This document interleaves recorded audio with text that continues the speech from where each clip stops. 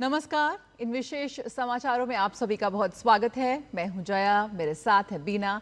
आइए शुरुआत करते हैं इस वक्त की सुर्खियों के साथ।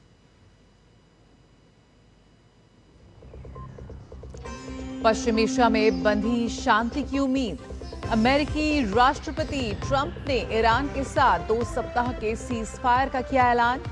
कहा, अपने सभी सैन्य लक्ष्यों को हासिल कर चुका है अमेरिका।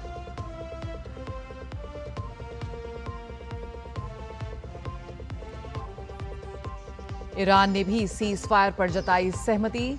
ईरानी विदेश मंत्री ने कहा, अगर हमारे खिलाफ हमले रोक दिए गए तो नहीं करेंगे जवाबी हमले। अगले 2 हफ्ते तक खुला रहेगा स्ट्रेट ऑफ हॉर्मुज।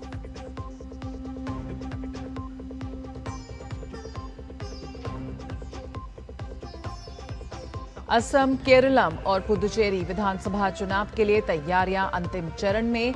कड़े सुरक्षा इंतजाम के बीच तीनों राज्यों में कल एक ही चरण में डाले जाएंगे वोट।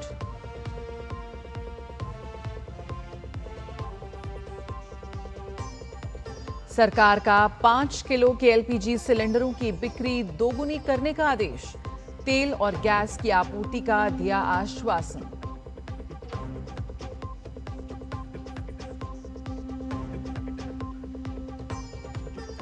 नए वित्त वर्ष की पहली मौद्रिक नीति की आज होगी घोषणा।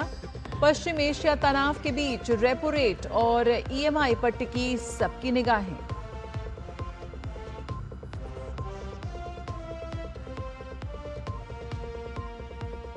और मौसम विभाग ने अगले 3 दिन के लिए दिल्ली, पंजाब, यूपी, उत्तराखंड और मणिपुर में तेज हवाओं के साथ तूफान का ऑरेंज अलर्ट जारी किया।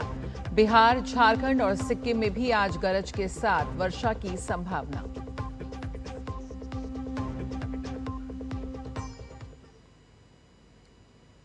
शुरुआत अमेरिका और ईरान से जुड़ी खबरों की, जहां पर आखिरकार सीज फायर हो गया है।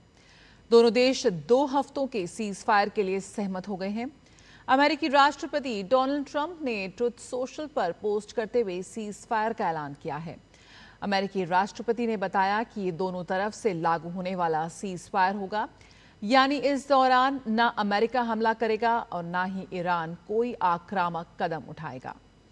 ट्रंप ने यह भी दावा किया कि सैन्य लक्ष्य पहले ही हासिल किए जा चुके हैं और तेहरान के साथ बातचीत निर्णायक मोड़ के करीब है। उन्होंने ये भी कहा कि अमेरिका को ईरान की ओर से 10 बिंदुओं का प्रस्ताव मिला है, जिसे उन्होंने बातचीत के लिए एक व्यवहारिक आधार बताया। अमेरिकी राष्ट्रपति डोनाल्ड ट्रंप ने कहा कि 2 हफ्तों का ये युद्ध विराम दोनों पक्षों को समझौते को अंतिम रूप देने का मौका देगा और संकेत दिया कि लंबे समय से चल रहा ये संघर्ष अब समाधान के करीब हो सकता है। वहीं ट्रंप के ऐलान के बाद ईरान ने भी सीज फायर की पुष्टि की है। ईरान के विदेश मंत्री अब्बास अरागची ने 2 सप्ताह के लिए स्ट्रेट ऑफ हॉर्मुज खोलने का भी ऐलान किया है।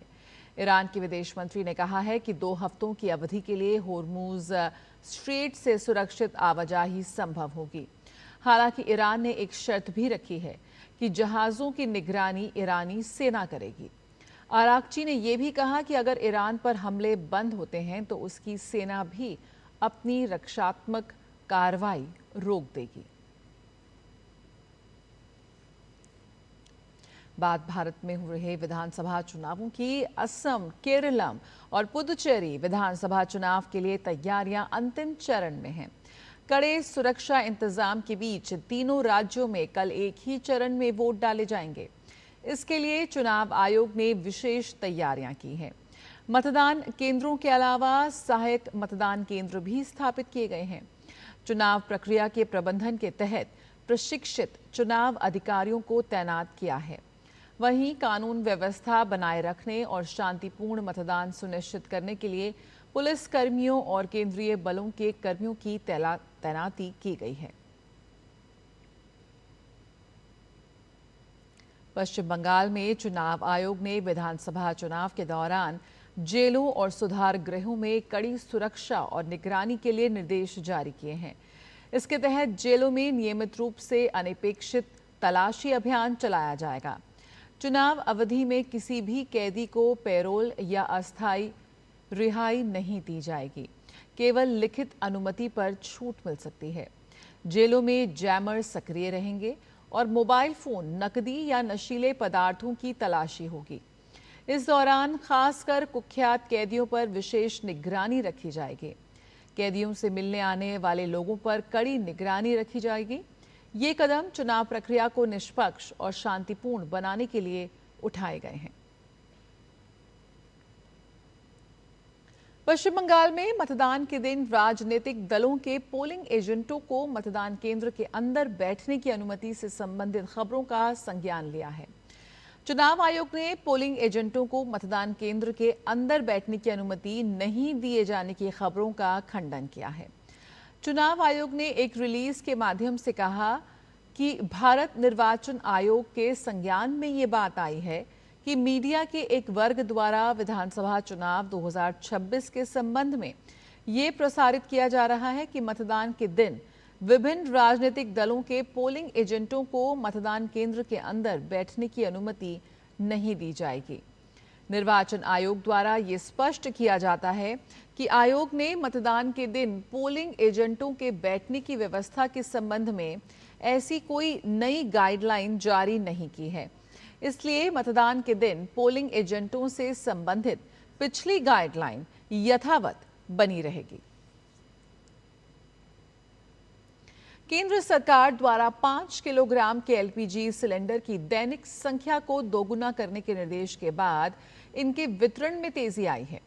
23 मार्च से अब तक लगभग 7.85 किलो के फ्री ट्रेड एलपीजी सिलेंडर बेचे जा चुके हैं। दिल्ली सरकार ने भी कमर्शियल एलपीजी की उपलब्धता बढ़ा दी है और प्रवासी मजदूरों और छात्रों के लिए प्रतिदिन 180 सिलेंडरों का आवंटन बढ़ाकर 360 सिलेंडर कर दिया है।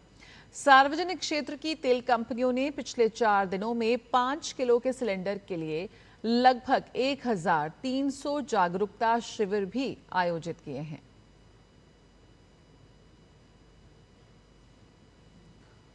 बांग्लादेश के विदेश मंत्री खलीलुर रहमान भारत के दौरे पर हैं।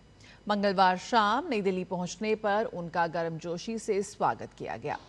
खलीलुर रहमान आज नई दिल्ली में विदेश मंत्री डॉक्टर एस जयशंकर के साथ एक उच्च स्तरीय द्विपक्षीय बैठक करेंगे। माना जा रहा है कि इस बैठक में दोनों देशों के बीच आपसी विश्वास और सहयोग को नई ऊंचाई देने पर चर्चा होगी। इसके साथ ही बांग्लादेशी विदेश मंत्री केंद्रीय वाणिज्य मंत्री पीयूष गोयल और पेट्रोलियम एवं प्राकृतिक गैस मंत्री हरदीप सिंह पुरी से भी मुलाकात करेंगे। बांग्लादेशी विदेश मंत्री का ये दौरा द्विपक्षीय साझेदारी को और अधिक सुदृढ़ बनाने में महत्वपूर्ण भूमिका निभाएगा। गौरतलब है कि बांग्लादेश में शेख हसीना के तख्ता पलट के बाद जब से तारिक रहमान की सरकार बनी है, इसके बाद से ये बांग्लादेश की तरफ से किसी मंत्री का पहला आधिकारिक भारत दौरा है। आरबीआई आज अपनी द्विमासिक मौद्रिक नीति की घोषणा करेगा। वित्तीय वर्ष 2026 और 27 की पहली बैठक के बाद रिजर्व बैंक के गवर्नर संजय मल्होत्रा सुबह 10 बजे मौद्रिक नीति समिति के फैसलों की जानकारी देंगे। मौद्रिक नीति समिति के 6 सदस्य सोमवार से ही प्रमुख मुद्दों पर विचार कर रहे हैं। विशेषज्ञों का मानना है कि पश्चिम एशिया तनाव के बीच रेपो रेट और ईएमआई पर सबकी निगाहें टिकी हैं। विशेषज्ञों का मानना है कि अप्रैल के मौद्रिक नीति समीक्षा बैठक में नीति रेपो दर को 5.25% पर रखा जा सकता है। किर्गिस्तान में चल रही सीनियर एशियन रेसलिंग चैंपियनशिप में भारत ने ग्रीको रोमन वर्ग से अपना पहला पदक हासिल किया। भारत के लिए ये पदक ललित ने जीता, जिन्होंने 55 किलोग्राम भार वर्ग में रजत जीता। ललित को फाइनल मुकाबले में उज्बेकिस्तान के इख्तियोर बोतिरोव के खिलाफ 0-9 से हार मिली, जिसके चलते उन्हें रजत से संतोष करना पड़ा। वहीं 87 किलोग्राम भार वर्ग से सुनील कुमार ने कांस्य पदक जीता। इस बीच नितेश ने 97 किलोग्राम भार वर्ग के मैच में फाइनल में जगह बना ली है। बात करें मौसम की तो पश्चिमी विक्षोभ के कारण उत्तर भारत समेत देश के कई हिस्सों में हल्की से मध्यम बारिश देखने को मिल रही है। मौसम विभाग ने अगले 3 दिन के लिए दिल्ली, पंजाब, उत्तर प्रदेश, उत्तराखंड और मणिपुर में बिजली चमकने और तेज हवाओं के साथ गरज और चमक वाले तूफान के लिए ऑरेंज अलर्ट जारी किया है। वहीं आज बिहार, झारखंड और सिक्किम में तेज हवाओं के साथ आंधी तूफान की आशंका व्यक्त की गई है। मौसम विभाग के अनुसार बृहस्पतिवार तक असम, मेघालय और अरुणाचल प्रदेश में तेज वर्षा का अनुमान व्यक्त किया गया है। इसी के साथ इन विशेष समाचारों में फिलहाल इतना ही। मुझे और बीना को दीजिए इजाजत। नमस्कार।